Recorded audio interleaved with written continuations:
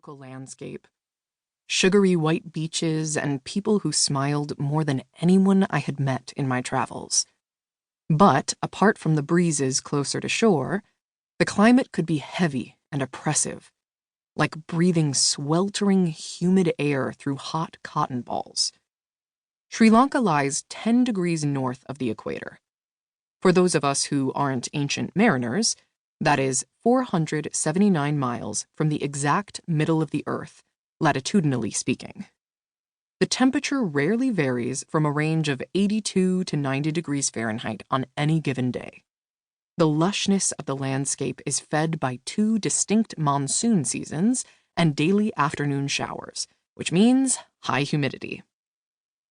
I had just finished having the obligatory cup of tea, hot tea, and cookies while discussing the previous day's events.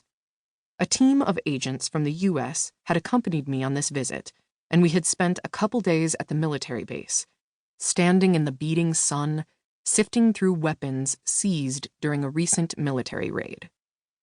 We were there to catalog them as evidence in an upcoming terrorism trial. The agents and I were discussing the logistics of getting the weapons on an airplane back to the U.S. when Mr. Weerasinghe, my main counterpart with the Sri Lankan National Police, asked me if I would take a look at some evidence from a recent terrorist bombing in Colombo.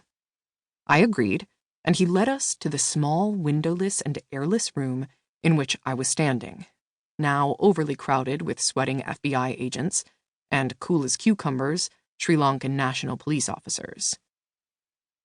Since the late 1970s, Sri Lanka had been embroiled in an ongoing civil war between factions of Tamils, most of whom follow the Hindu tradition and comprise the minority population, against the Sinhala, most of whom are Buddhist.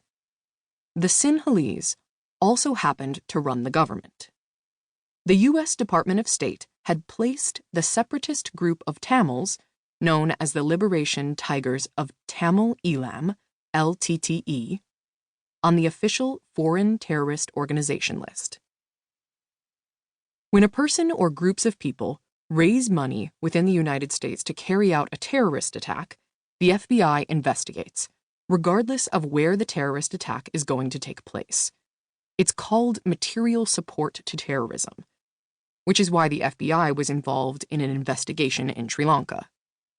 The FBI had been working closely with the Sri Lankan government on several investigations involving the LTTE, which had raised money in the United States to buy weapons and related components to commit terrorist attacks in Sri Lanka.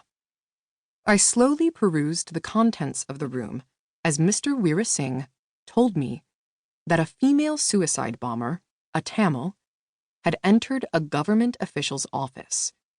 While standing in front of the official's desk, she had detonated a bomb, killing the official as well as herself.